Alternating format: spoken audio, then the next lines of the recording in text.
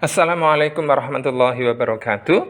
Soli Soleha, pada kesempatan kali ini kita akan belajar tentang mandiri, kemudian percaya diri, dan tanggung jawab.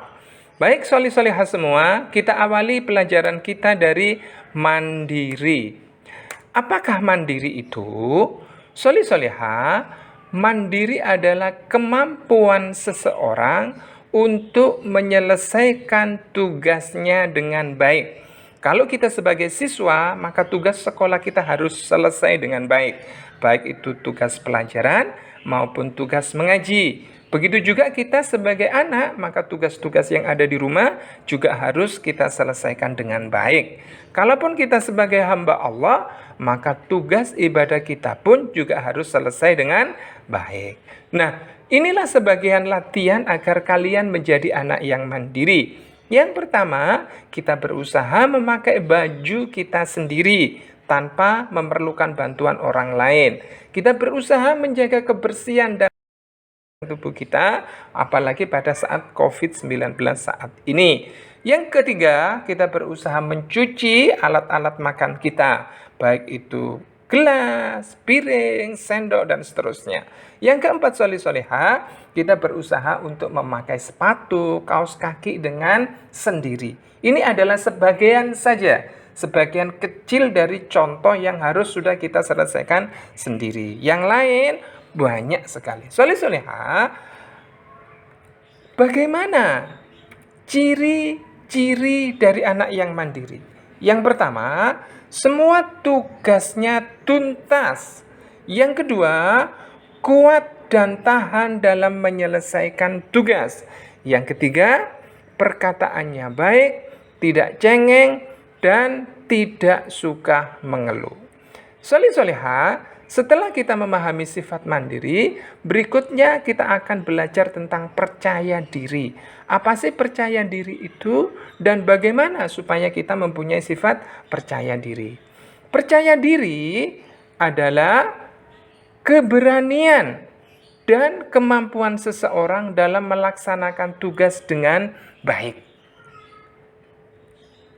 Bagaimana agar kita mempunyai keberanian dan kemampuan dalam melaksanakan tugas?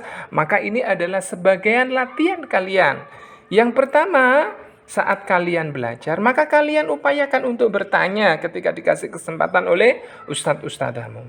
Kalian ketika ada kesempatan untuk memegang mic, baik mic dalam artian untuk membesarkan suara, maupun saat Zoom seperti sekarang ini, kalian upayakan untuk bersuara, baik bertanya maupun menjawab. Yang ketiga, Soleha, ketika ada kesempatan untuk tampil di hadapan teman-teman kalian, kalian upayakan juga untuk ngambil kesempatan itu. Nah, Soleha semua, apa ciri-ciri dari percaya diri itu?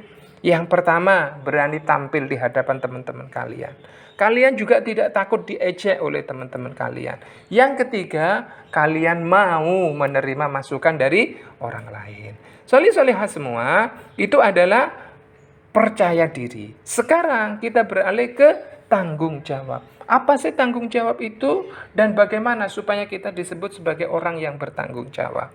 Tanggung jawab adalah menerima resiko dari perbuatan yang telah kita lakukan. Ya, contoh tanggung jawab ini adalah katakanlah Laila karena dia sebagai siswa yang mempunyai cita-cita ingin menjadi dokter, maka dia berusaha untuk selalu belajar. Sehingga satu saat ketika besar nanti cita-citanya akan tercapai. Ini adalah contoh yang besar anak-anak.